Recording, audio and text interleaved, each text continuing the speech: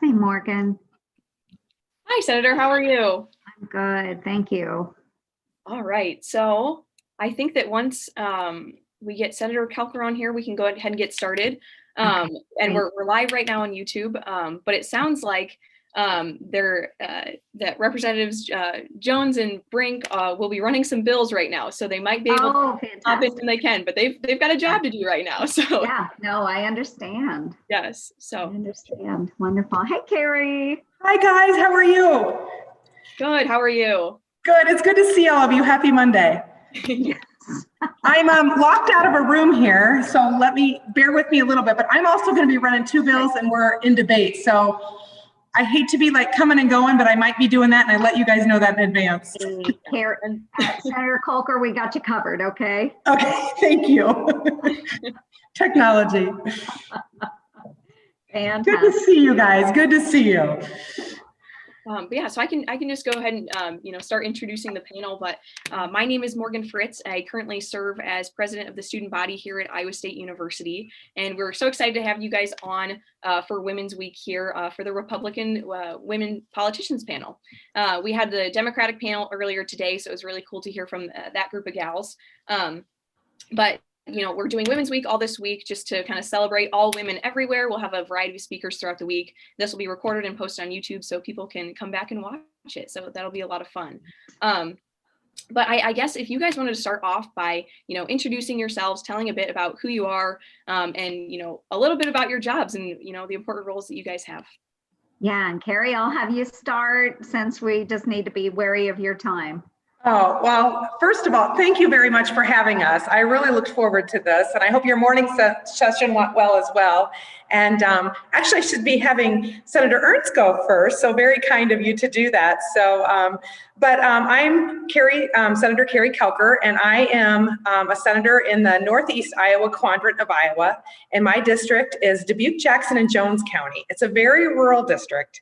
It's 42 communities. My largest community is about the population of about 8,000 people. So once again, rural Iowa, and we're in legislative session now, so you'll get to see us obviously being busy today, but this is truly, I'm very passionate about Iowa's people and places. So this is something that I always look forward to, working with Iowa's people and places in regards to bills and just making Iowa a great place to be. So I'll turn it over to Senator Ernst. And I'm looking forward to joining you and answering any questions that we can help, guide, or just ask along the way today. Thank you. Yeah, thank you so much. And right now, Morgan, I'm going to point out that you have on board with you two Stanton High School graduates. So Carrie and I are Stanton bike queens through and through, but a lot of talented women coming out of many of our communities across the great state of Iowa. And with it being Women's History Month, it's just really important that we are celebrating women serving in all capacities. So I'm just really honored to be on here with Carrie today. And I really want to thank all of the folks there that have organized this as well with your panel this morning, the panel that we have right now. It's going to be important. Just a little over 6 years ago, I was elected into the United States Senate, was the first federally elected woman moving into this office, and became the first female combat veteran as well to serve in the United States Senate. And now in the 117th Congress, women make up about a quarter of all of our members for the first time in history. So we've really reached some tremendous milestones along the way, but we're just really blessed. We have, of course, Carrie's on the move. I can see it. Wow, great tour of the Capitol. I love it. And also serving at our Capitol as well in the great state of Iowa is our phenomenal governor, Governor Kim Reynolds. So with her leadership and these strong women serving in the Iowa House and in the Iowa Senate, we know that Iowa is on the right track. So anyway, I'm going to stop there because I know you're going to have some really wonderful questions, Morgan, and we'll be just careful of the time that we need to give the folks as they're doing their duties there at the state legislature as well. Yes, for sure. I did not know you guys went to the same high school. There must be something in the water there. Well, we went to the same high school, but here's a fun fact. We played trumpets together. Yes. Joni was way better in band than I was. We played basketball, volleyball, ran track together. So, and here's the kicker though. I may have been better at playing the trumpet, but Carrie was better in all of the sports. I don't know about that, but I don't think so. You're being very modest. But it's pretty phenomenal. We see some great women leaders coming out of rural Iowa, and I'm just so proud of Carrie and the accomplishments she's had as well. Carrie, are you serving in leadership in the Senate? I am. I'm actually one of the assistant majority leaders here in the Senate. And then obviously we have our committees that I'm chairing ethics, and then I vice chair commerce. And as you know, you've been a great role model to women that actually get people excited. And Joni's one of the people that convinced me that I could do this and I should run. So kudos to you, and thanks for your leadership to women. Thank you so much. Oh gosh, go ahead, Morgan. Yes, we'll go ahead and get started with the first question. So it's kind of, did you always want to go into politics, or, was there some specific event or that served as a catalyst for why you wanted to join? Oh gosh. Well, when I was in second grade, and I don't know if you had Mrs. Anderson in second grade, Carrie. Okay. I did.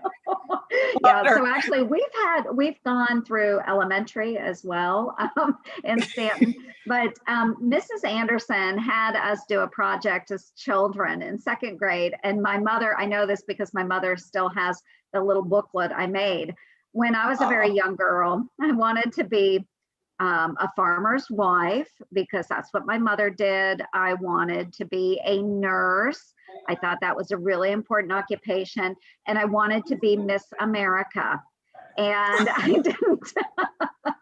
You are Miss America.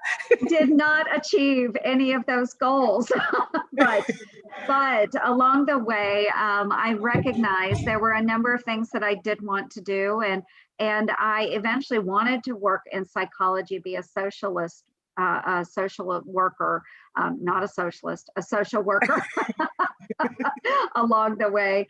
But our paths and our ideas change, and of course, then I had the opportunity to engage in politics.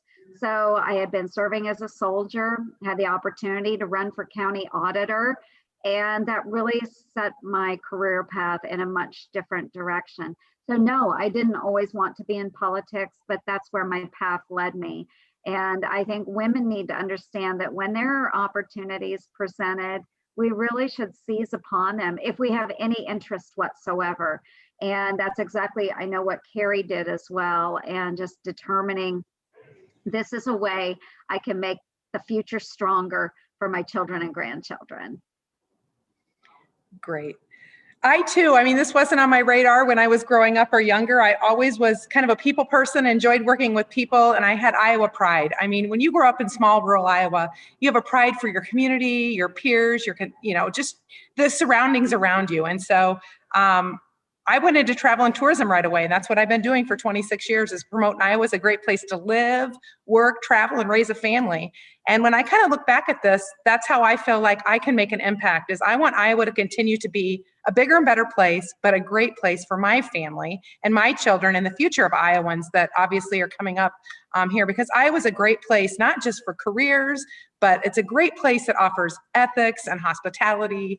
And, it's so full of hospitality here in the great state that it's, there's a lot of people here that just respect each other and work well together and love Iowa. So they choose to, remain here and live in Iowa and raise their family. So I'm hoping that anything that we all do together is kind of putting a stronger foundation for Iowa on how we can make it a more stable and better place.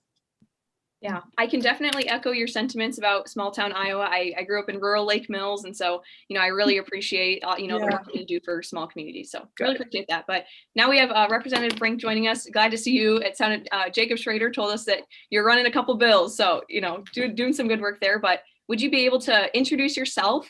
Just tell us a little about what you do and what your job is, and then.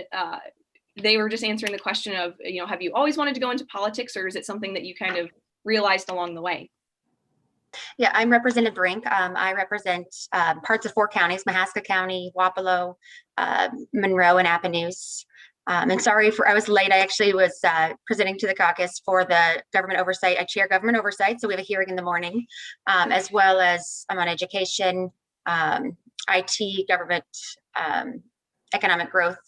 And I guess, did I always want to be in politics? Absolutely not. This was never in my wheelhouse.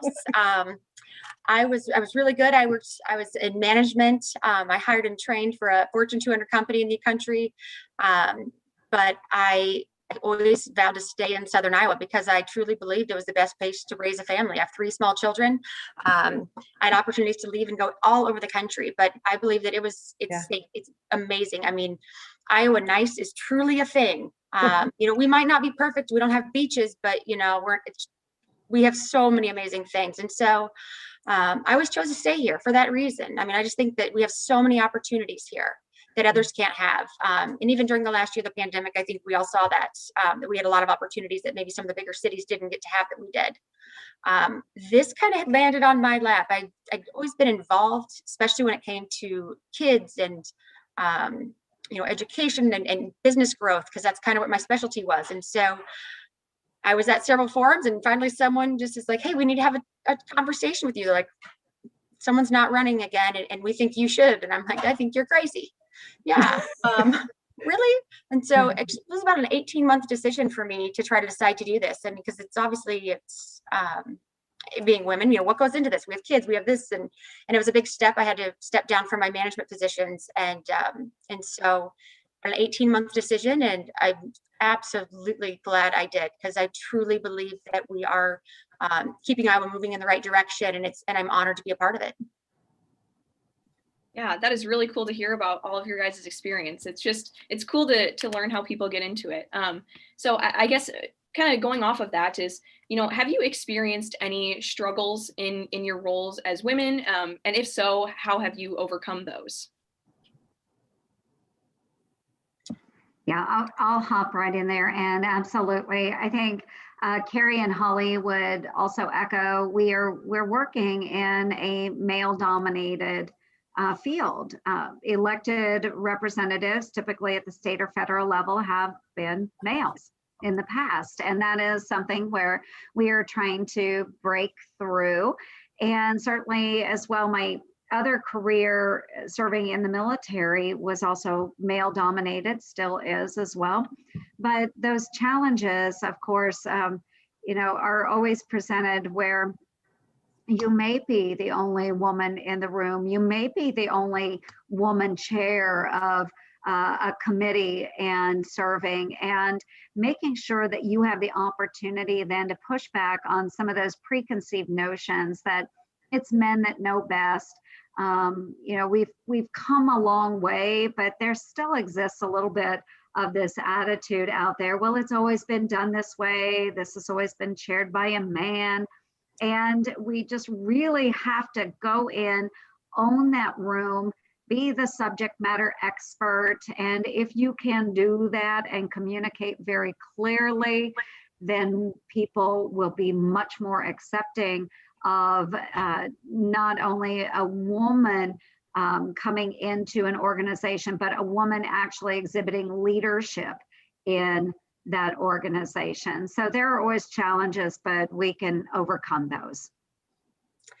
Yeah, I can just kind of echo with that. I mean, some of it is what we put on ourselves. We constantly feel we're being judged and criticized. And so I think we maybe put some expectations out there that maybe don't even always have to be there, but in fear, because in business, I've said that before. The guys will take a day off and go golf. There is no way I'm going to do that, because I know someone's going to say that I don't work hard. But in politics, I think there's the other side of it too. It's especially being a conservative female. I don't ever have any problems from my conservative male partners, like my caucus members. They are very respectful. They help me. They have my back at everything. But it's the outside world of how you dress, how you present yourself. You can't do this and that, stuff that isn't, for instance, if it's on an icy day and we have a meeting downtown, you have to think, can I even hold this person's hand? I'm in stilettos, it's icy. Can I hold their arm so I don't fall down? What's going to be said? So I think there's some of those type of things you always have to be cautious about, when really it's just almost a safety concern. But we do, I think we do have a different perspective than men, and that's a good thing, because you have to have every side of that. And being a female, you know, especially, not always, but we tend to be more involved with kids and education and stuff. So it's good to have some of that insight. Just the same as I think it's important to have an older generation and some of these younger ones coming in, because it takes all perspectives to look at Iowa as a whole, or to look at the country as a whole. And so I think it's very beneficial for everybody. So while we do have that, we have our lovely individuals, you know, that write us the lovely, classy letters that tell us about ourselves often. Or harass us, but you know, Carrie's laughing because she knows the ones I'm talking about. But I really think that we are earning our place and respected. And again, it's not a female thing necessarily. They know my abilities. My caucus knows the abilities that I have, and we work together to keep everything going smooth as possible. I would agree with both of, you know, with Holly and Senator Ernst in regards to just the perception. But let me take a little bit different angle at it. And I think that it's truly rewarding for us to see how women can help make a difference, or offer a different lens cap view to some of the issues that we have here. And it is very male, you know, dominant driven here at the Capitol, but every year I see more women coming up through leadership, and I love it. And it's just rewarding, because I look at all the youth that can see that. And I keep thinking of all the impressionable eyes that are on, you know, the Senator Ernst and Governor Reynolds and those type of people that are making a huge difference for Iowa, and they just happen to be women. And so, but there's certain things in caucus sometimes that, you know, or with your peers, that you have to step up and represent a woman's point of view. For example, I'll use an example of our over-counter birth control prescription that we're trying to get passed. You know, that's something that I'm really working hard for. And to come into a room of, you know, 30 gentlemen and say, this is important and this is why, it sometimes just makes you feel good that you can offer that woman's voice to some of those things that really are better for Iowa, that maybe be just looking from a different standpoint of being a woman, and that history of being a mother and a leader and things like that. Yeah, thank you all for your viewpoints on that. I think that's something that, you know, as a woman of, you know, a different generation, is I have always felt that I don't have to come into a room being just like a woman leader. I can just be a leader, because I have had other people pave the way for me, and you know, that is you guys. So, you know, as you know, a young woman out here trying to make it, I really appreciate you guys, you know, stepping up and being the ones to lead the way here. So I'm just so impressed. So thank you. But I guess a next question then would be, you mentioned a little bit about, you know, working with other women. Do you feel that, you know, women are generally pretty supportive of people, of each other out there, or do you think that there would be some room for improvement? And if so, what areas would that be in? Carrie or Holly, you want to tackle? I mean, I think it just depends on the, you know, on the woman. I would say, like, sometimes I almost take offense to, like, I wasn't elected because I was a woman. I was elected because I was the best candidate. And so that's really where I've gained a lot of strength through the caucus, because the men don't look at me as a female. They just look at me as safe. And so when you're dealing with other women, I think sometimes we maybe have that concern or that judgy side of, like, just almost scared to maybe put that out there, that she could be better than me or this. And I think that, you know, it does happen sometime, but however, I really do think that there's a lot of us up here that just empower each other and believe in each other and support each other. So, you know, you always have a few little bits and pieces around, but for the most part, I know I've really experienced a lot of support from fellow women and men. So, yeah. You know, and I will say that I think whether you're a woman or a man, I think that you still have people that disagree with you, and some of them are angry keyboard warriors that disagree with you, and some people are just, you know, writing us nasty letters and emails and things like that. And you have to overlook some of that and think that I'm not getting that because I'm a woman. I'm getting that because I'm a leader, and people have a difference of opinion, but people also judge you by that initial behind your name. And there is that's like part of my personal goal, is to say, how can we get people to not judge us because we have the R or the D behind our name? And, you know, we do take a lot of hits on that in regards to that, because we are conservative women. Mm-hmm. And we are, you know, we're standing up for conservative values and items like that I think sometimes as a woman, they maybe target more. But we all have thick skin. We've had to get thick skin if we didn't. But I also think we're all moms. All three of us on this call are moms. And so our hearts are used to, being with our children and looking out for what's best of them. And so I think that that's something that we maybe tend to be a little softer at in some of those things. And you do get a little more hurt by those. But then also, you just need to realize that you're stepping up and you are making a difference for everybody, whether they're a Republican or a Democrat. And some people don't see it through that lens cap view, but I think that it's important that we do. Yeah, I agree with Holly and Carrie on so much of this discussion. And certainly I do look for other women to work with too, but I look for women and men. And what I'm trying to find is someone who shares the same passions I do on particular subjects. And it was rather funny though, it was last year, I was able to sit down with a group of women, and they were asking me about different bipartisan pieces of legislation I had worked on. And I started naming off all of these bills and the Democratic co-sponsors, and the women started kind of chuckling amongst themselves. And it totally went over my head. I didn't understand what they were laughing about. And finally, somebody spoke up and said, do you realize every co-sponsor you've listed off for all of those bills, every one of them was a woman? And it set me back a little bit. And I was like, oh, for heaven's sakes, it's funny because a lot of times we do share the same passions.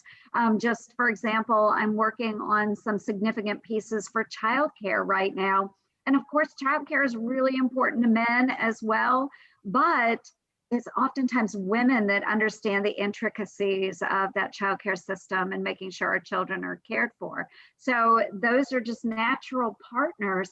And the thing about working with other women, whether it's Republican or Democrat, is what I have found is that typically their egos don't get in the way as much as some of the men.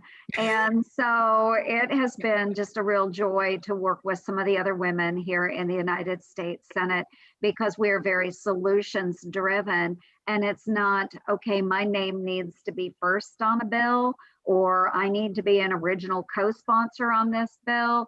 It's just simply about finding the right solution for our constituents. And so I just, have found that there are some areas where we naturally gravitate towards women, Republican and Democrat. It's all about finding solutions. So it's been a lot of fun in that aspect. I still do work with a lot of really great men too, but of course, solutions driven. We're going to find an answer. And what I've found is typically it's a lot of really strong women coming together to make it happen. Yeah, so kind of going off of that and focusing a bit more on some issues. So of all the challenges that our state and our country faces today, do you have a top 2 or 3 that you think we need to address, or that you are really working to fix there? Yeah, I'll kick it off at the federal level. Certainly, there are a number of issues that we do need to address. And in the short term, it is COVID-19. And we just saw an episode of, a lengthy debate over a $2 trillion spending package, which as a conservative, it was very, very hard for me. And I did not end up supporting that package. And that's the first COVID relief package I have not supported. But with this package, it went way beyond COVID-19 relief. And it really got into areas that had nothing to do with COVID-19. So I think the short-term goal is to make sure that we are representing our constituents to the best of our ability, whether that means supporting certain COVID efforts or pushing back on things that aren't COVID related, making sure we're watching out for taxpayers. So that's probably the first issue. Second issue, more longer term, is supporting infrastructure. That's really important right now. Unfortunately, now that we've spent another $2 trillion, I'm not sure where the money is going to come from to support infrastructure. For Iowa as well, supporting biofuels is going to become increasingly significant as we see an administration that's trying to move towards all electric vehicles. So there's a lot of different issues. We could talk about national defense and supporting that. There are a lot of things going on right now, but I would say those are some of the top more immediate concerns that we have right now. I can start off on the state level a little bit, and Holly, I'm sure we can punt it back and forth a little bit. And Joni, I'm sure you're hearing this at the federal level too, or when you are here in the state. But one of the things that we hear is obviously a childcare issue. Yeah. We know that, the pandemic was here, and I think it opened a lot of people's eyes to what, we needed to work with. But if anything, it really kind of layered off another surface of things that maybe were there underlying before that really kind of were showcased at that. We had working from home moms and dads and, the childcare availability and those type of issues that I think really are impacting our workforce and our communities. Now people realize that they can work from home and they don't have to travel into their offices, and they can work for a Chicago-based company in Iowa because they love Iowa. So those are some things that I think affordable housing, quality daycare, and just the workforce issues. And I think they all go hand in hand to quality of life. And, quality of life is something that every person wants, whether they're in urban or rural Iowa or urban and rural wherever in the United States. That's something that people want, is a quality of life. They want to be proud of their communities. And, it generated the great outdoors. People got outdoors during the pandemic and they realized what they had, what they wanted, and what they needed. And so my biggest fear was when we came down here for session in January that we were going to work about additional things than just the pandemic, just COVID relief things. And I think that we're doing a really good job of doing that. And so thank you at the federal level for doing all that you can do at the federal level for all of us. And then us at the state level. I know Holly and I have our hands full, but I think we're going to get there. Yeah. Just the child care issue is a very huge part. I was on the task force for Iowa for a couple of years, when I first got elected here to figure out our needs and wants. And it's not just, we have affordability and accessibility and some of those issues. And so I'm glad we're really working on that, as well as our broadband.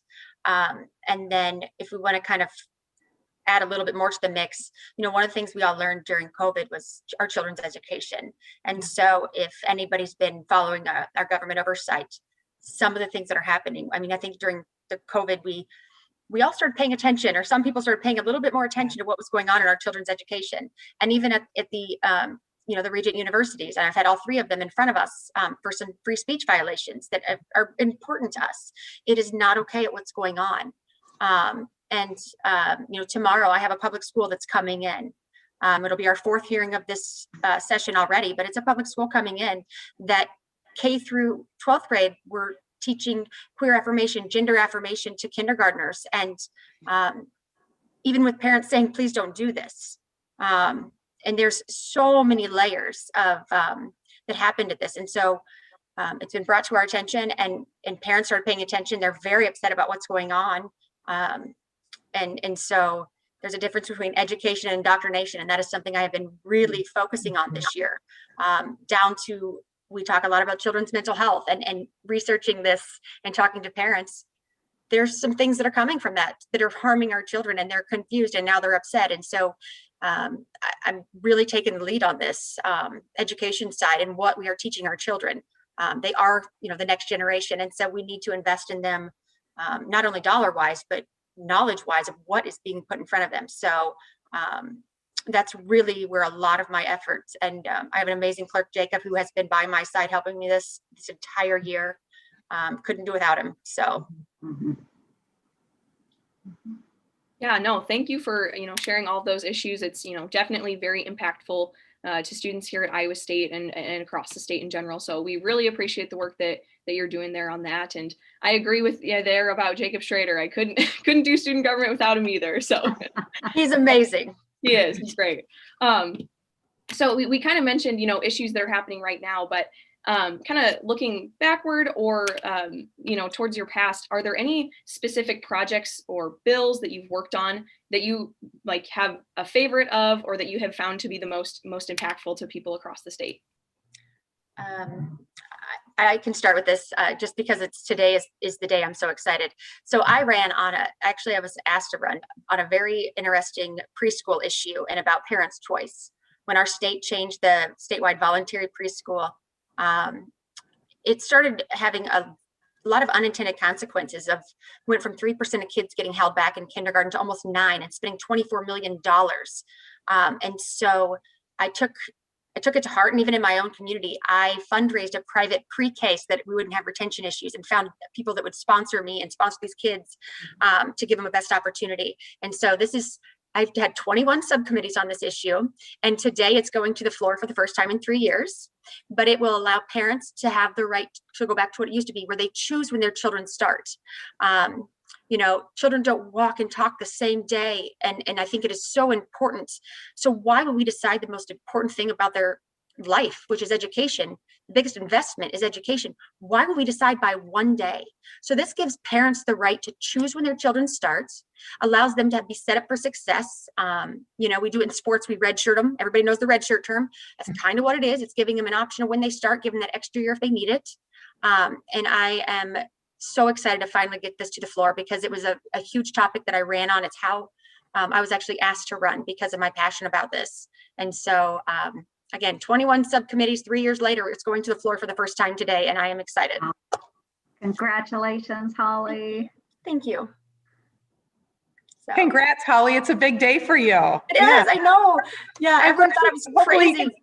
Hopefully you can feel our energy to help you through that this afternoon. So I know, everyone thought I was crazy, but then we found the $24 million repeating kindergarten. They're like, you're not crazy. I'm like, I'm telling you it's happening. So we are moving forward today. Good. That is so cool. And that'll impact, every child in the state for years to come. So thank you for your work on that. That's awesome. I'll just simply say, I ran on quite a few things, but one of my biggest things, obviously, is something that's near and dear to my heart, is economic development and tourism for the state of Iowa. It generates a lot of revenue. Sometimes it's an industry that's known as, fluffy stuff that's extra money and things like that. But we're like 47th in the nation for tourism spending, but it generates so much money for our state. And so I'm a big person that believes in leveraging private-public partnerships, because we can't just rely on the federal government and the state to do those things. And so it is people that need to leverage private-public partnerships on a statewide basis to get out there and showcase Iowa. I mean, especially after COVID, it's Iowa's people and places that are going to be expected to make Iowa shine. And so that's something that I try to really focus on, is working on some of those bills in the economic department arena, as well as some of my committees that I work with. So that's just my little nugget that I'll add there, and I'll turn it over to Senator Ernst, and I'm sure we'll talk about issues later. Yeah, thank you. And there are so many different issues I have worked on that I have been so excited about, and it can be as simple as women's body armor. For our women serving in the military. I had that passed in the last National Defense Authorization Act, and it's something so simple and common sense. Body armor that's made for men doesn't protect at the same level as women who are configured a little differently. So I think we all get that, but it's something as easy and as simple as that. And then it can be something as complex as accountability in various governmental projects that involve millions upon millions of dollars. And I had an accountability bill that passed in my first Congress, signed into law by President Obama. And it really assigned responsibility for government projects to a project manager. And that way there's no, oh, well, it's their responsibility to keep it on target. Oh, no, they're the ones that went over budget. So all of those things and everything in between has been very important to me. And working on a lot of projects, again, with a lot of partners, Republicans and Democrats, it really doesn't matter. It's just finding those passions and what's right for the great state of Iowa too. We run so many state initiatives. One of my personal favorites, a great success story, was the Cedar Rapids Flood Mitigation Project. And 10 years after the fact, finally convincing others that we needed to fund this project and protect the people of Cedar Rapids. And that was a very personal project for me, because I had served during the floods of 2008 as a National Guard soldier in response to the need in the community. And then all those years later, a decade later, being able to find a way to provide funding for the city of Cedar Rapids. So there's a lot of projects I've worked on, really very proud of those accomplishments, but certainly couldn't have done them without the great support of a number of other senators, people working within the administration, and certainly my great team leaders right here in the office as well. Yeah, thank you all so much for sharing that. I feel like it's hard to pick just one favorite, It you know, is. working on all that stuff. Oh, that's funny. But you know, another aspect of leadership is, you know, potential failure. I think that for people, you know, young women or women looking to get into politics, there's always, you know, the question of failure. And have you guys ever experienced that? And if so, how did you overcome it? What are some strategies you use in that realm? Mm-hmm. Oh, I'll jump off on that one. Yes, and you know, there is times when you are failing out there, and that's okay, because if you are failing, it means you're engaging in debate, you're engaging in ideas, and maybe it wasn't the right answer at first, and you couldn't get other people on board. But if you're not failing, you know, you're either succeeding at absolutely everything you do, or you're just simply not trying. Or you're not putting ideas forward. So Carrie mentioned a bill at the state level, an over-the-counter birth control. So I'm going to use that as my example, because I'm running an over-the-counter birth control bill at the federal level. Yay. But it's not, yay, but it's not the first year I have been running this. I was on part of this bill and introduced it in my very first Congress here. And so Cory Gardner from Colorado, who is no longer here, he was a lead on that bill. Kelly Ayotte from New Hampshire, who's no longer here, was another lead on that bill. And we all put the bill forward, and we thought this was a great solution, but we just couldn't get any buy-off from others. Well, we keep reintroducing it, we keep working on it, and you know, sometimes we fail in a Congress. We don't get it through a subcommittee or a committee, but you know, that's okay. If we still think it's a great idea, we come back next Congress, we maybe change it a little bit, get some different input on it. We find ways to make it better, and we reintroduce it again. So it's not about, you know, failing and stopping. It's you fail and you find a way to succeed. So the only time you fail is when you stop trying. Yeah. So we got to keep pushing. Yeah, and just like I said earlier, you know, the preschool bill, I mean, 21 subcommittees, 3 different years. I mean, it's just like in business and in sales and that type of stuff. They're just saying no right now, or maybe there wasn't time. It was killed by COVID, or, you know, that's one of my favorite lines. I'm like, COVID killed it last year. I'm back again. Here we go. So I think that that's part of it. It's just no right now, because there's always some other issues, some topics, maybe some underlying misconceptions. But then you find that way to connect with a few extra people, and everyone's like, yes, we have to do this now. I'm like, I've been saying this for 3 years, but you know, so I think you just have to keep trying and keep, you know, maybe changing the way you present it, or tweak it a little bit different. But definitely, if you come into this thinking you're going to get everything done year one, it's not happening. So take the small wins and keep working on those other issues. Absolutely. Have we failed? Have I failed? Absolutely. You know, there's things that I always say, one of my favorite sayings is change is hard and comfort's a trap.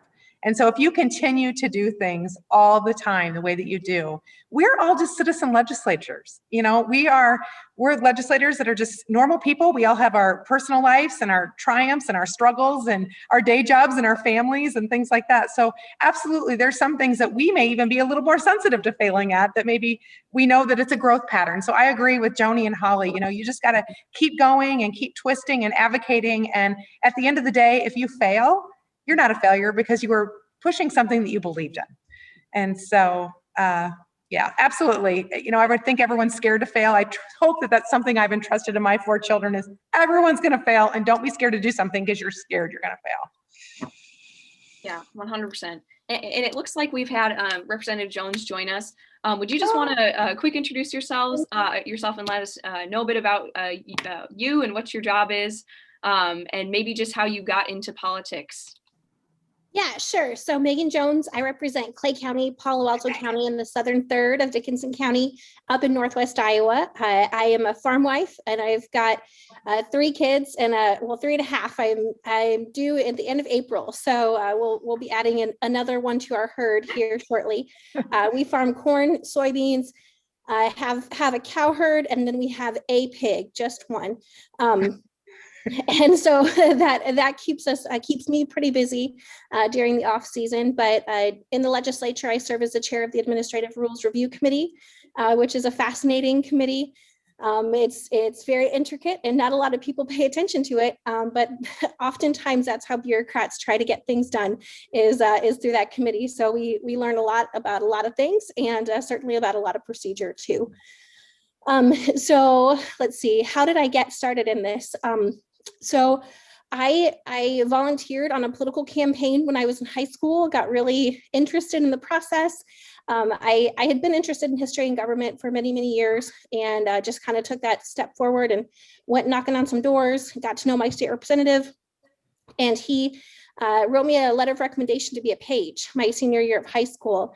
And I got that job. And while I was here, I made friends with a lot of legislators, and one of them offered me a job if I went to Drake. And so I did just that, and clerked for him for 4 years. And then I went off to law school in Minnesota. And while I was there, the redistricting lines were redrawn, and I no longer had a state representative in my district. And so I got a phone call, and my former boss said, well, you're going to run for that seat. And I said, okay, I'll do that. So I ended up beating my high school government teacher for the job, and here I've been ever since. So a new last name, and quite a few kids later, here I am still in the legislature. So. Oh, that is very cool. It's always so fun to hear, the different paths that people take to get to their jobs. That's awesome. So I guess another question then would be, focusing a bit on kind of, what you guys are in right now. As far as the government goes, if there was anything that you could change within government, how would you like to, see the system look different? Oh, that's a loaded question, but one we work on every day. I think first and foremost would be transparency in everything that we do. And I think that's so important. I think a lot of what gets done, whether it's the state or the federal level, it's done behind closed doors, and the public doesn't really have time to understand and know what's in a certain package before it's passed or moved out of committee. So we don't oftentimes have a lengthy period of discussion, just as we saw with this $2 trillion COVID package. Most of the American public will have no clue what's included in that bill. Simply because so much of it is not even COVID related. And that's unfortunate. I think they would be a little bit more hesitant about supporting a bill that contains bailouts for states that didn't properly budget or had pensions that were out of control. I hate that these wonderful legislators, Carrie, Holly, and Megan, have spent so much time making sure that they were passing a status quo budget in the great state of Iowa, making sure that the cash reserves were full. And here we are at the federal level. We have many people that are wanting our great legislators who do such a great job now, our taxpayers, to foot the bill for states that aren't managed or run nearly as efficiently as the state of Iowa. So I think a lot of people, if they knew more about what we were doing as a federal government, they would be appalled. So transparency, transparency, transparency.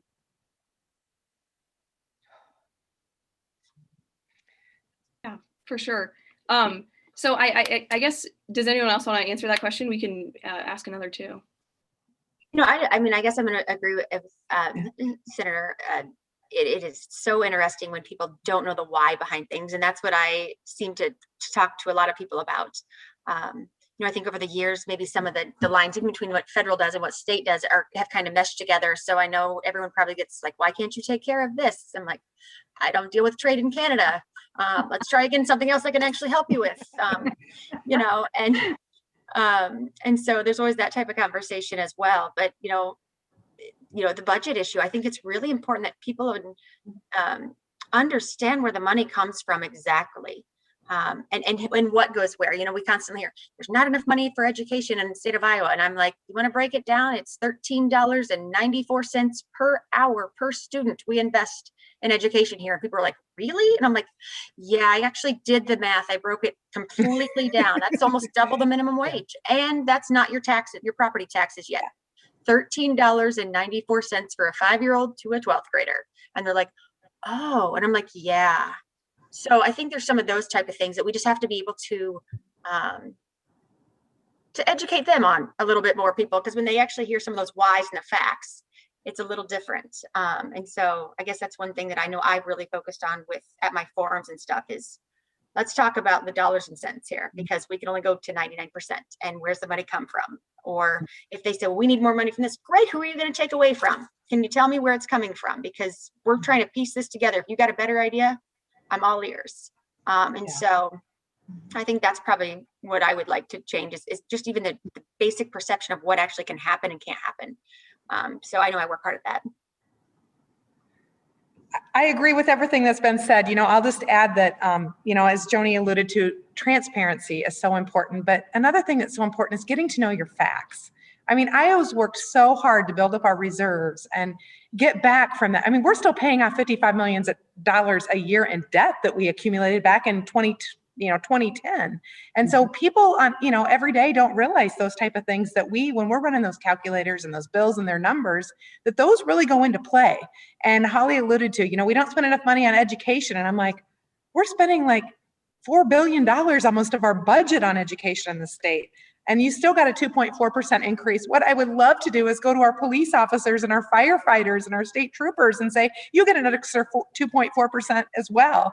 So I always just remind everyone when they're, you know, you're receiving those messages or you're at forums or you're meeting with people, get to know your facts, get to know us, because we do want to be transparent. We want to educate you and share those decisions that we're having a hard time making up here in Des Moines and that, you know, Senator Ernst is having a hard time making out in DC, because hand in hand, they're all going to impact each other.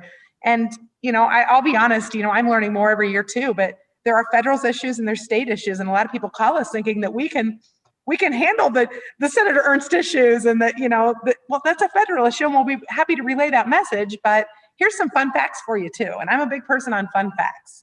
So I guess if any of you are reaching out to your elected officials, they're normal people. They want to have that conversation with you, but get to know your facts before you approach them and you're angry and you believed in this social media post that you read, because it's probably not accurate at all. So I'll just add those 2 cents in now. Yeah, if I could just add, I wholly agree with the transparency, and one piece of that, if I could just put a rating on every bill as to whether or not it's going to pass, that would be my wish, because I always say, fortunately and unfortunately, every member gets to introduce any bill that they so choose.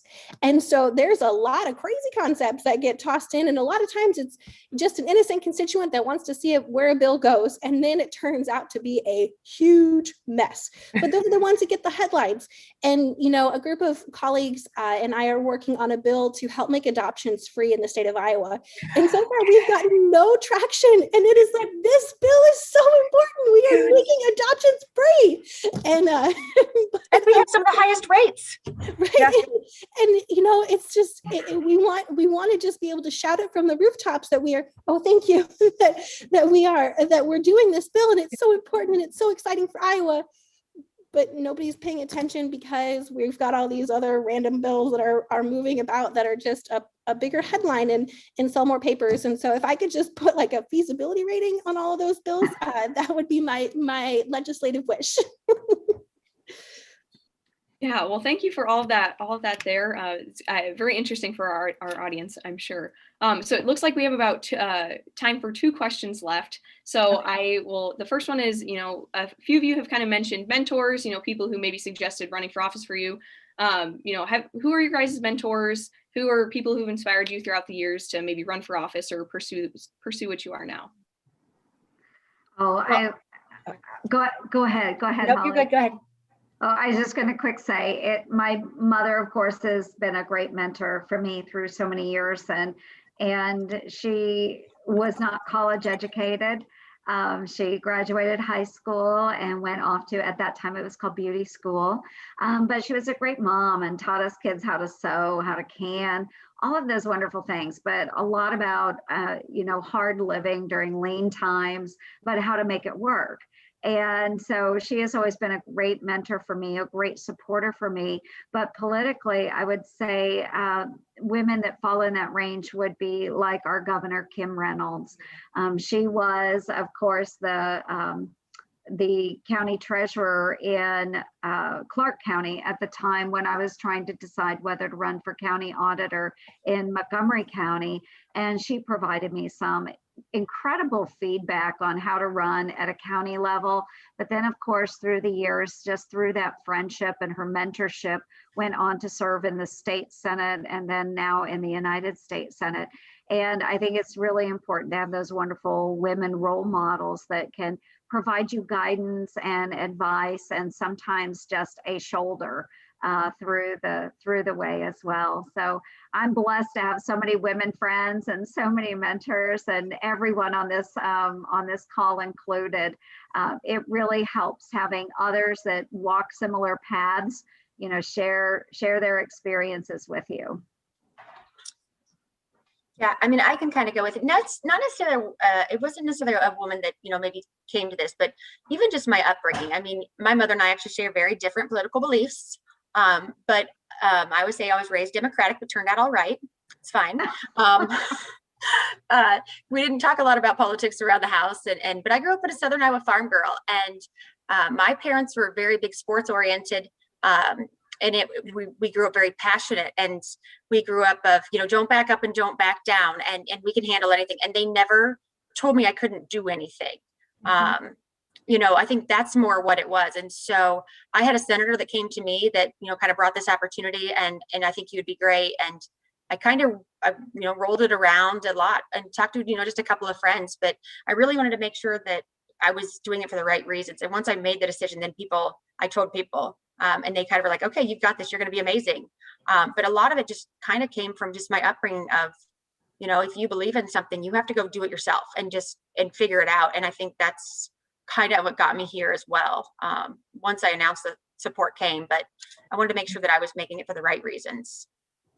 So, yeah. I guess I would agree with, I grew up obviously in Jody's hometown area, and very small town rural Iowa. I never heard the word Republic or Democrat around my dinner table. My parents didn't talk politics through my entire life, to be honest. And I guess my mom was probably my biggest role model. Unfortunately, we lost my father when I was 16, and my sister was 14, and my brother was 11. And she's just this quiet, petite little thing, and she's not outspoken, and she's just very quiet, but always supportive of what her children do. And she's always had our back and, supported us and encouraged us to do what we felt was right in our heart. Do what you feel is right to make a difference in the world, how you want to make a difference. And so that's been a really good role model that I have, even last night called and said, hey, Mom, I need some advice or some help. When this was approached to me to run for office, I had every excuse why not to do it. And it was, Governor Reynolds and Senator Ernst that are really good friends of mine that said, Carrie, you can do this and we need your voice. And, it was them helping us get off that comfort shore of we can do this and we can make a difference. So we are blessed and surrounded with a lot of great women in my professional and personal lives. And even if you're a friend and to somebody, you are helping them make a difference. So the support's been endless. My friends aren't into politics. My kids probably aren't even into politics. They're coming to Des Moines and they don't even care if they come to the Capitol tomorrow. They want to go to the basketball tournament. But you know what? But it's just those type of things that I think in your heart, you're genuine and you're trying to make a difference. And those people that love and support you, whether it's in your personal life or professional life, they've got your back. And so I like to have people's back too. Yeah, I would have to also choose one of my family members. My great grandmother, who actually is from Harlan, so near Senator Ernst's original home district. She was a tiny, fierce little woman and immigrated here through Ellis Island when she was about 3 or 4 years old, and just a spitfire and wasn't about to take crap from anybody. And I learned so much about being able to stick up for yourself and to lead the way, and to not back down. And she was a huge influence on my life. And actually 3 of my kids have been named after some member of her family. And so she's very important to us. Yeah, that is very cool to hear about all your guys' mentors and, people who've helped you out throughout the years. It's cool. So I guess the final question I have for you guys then is, what advice would you give to young women that are wanting to go into politics? I guess my advice would be short and simple. Believe in yourself and believe that you can make a difference, and don't ever feel like you've got barriers that are going to set you back. Everyone's just a normal person. And everyone's got goals and beliefs. And so just go with where your heart leads you and be strong when you do it, and you'll have a crew behind you.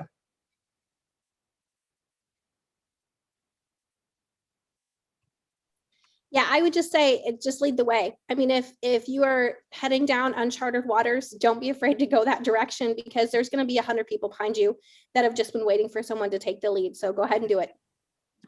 Yeah, and I'll kind of go with that as well. And just, learn your why, discover your why you want to do this, and never forget it, because that will build your passion. I want to do this for my kids, and they are honestly, they are my biggest fans.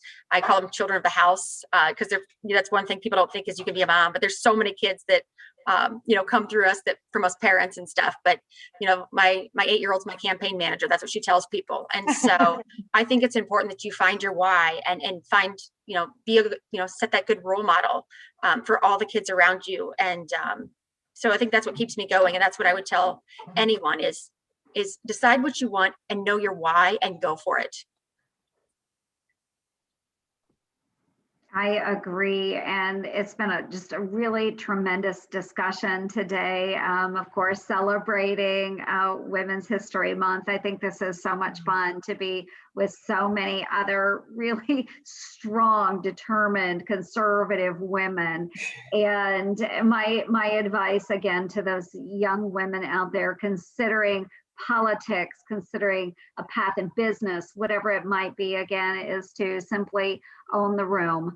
Make sure you are the subject matter expert, know the why exactly, and be able to project your voice on that broad podium that is out there. We are so close as women to getting to where Holly alluded to it earlier. You don't want to be the woman leader, you just want to be the leader. And we are so close to being to that point where we're not recognized, the woman chair of this committee, but just the chair of this committee. And while we've come a long way, we've got just a little bit further to go. And I'm so excited. And I think that we will see it. It is this generation that will see it. So I am just so thankful for all of my colleagues on this call today. We're setting examples, we're breaking barriers, and we're kicking all along the way. So thanks, everyone. Yeah, I certainly agree there. I appreciate, all that you guys do to pave the way for women across the state. We really appreciate it. So it's great to have such a hardworking and passionate group of gals, working on behalf of Iowa. So thank you for all that you do on that front. And thank you so much for taking the time to speak with Iowa State students today about what you do, and maybe they'll get involved someday too. So thank you very much. Thanks, everyone. Thank you, everyone. Thanks, Morgan. Yep. Thank you.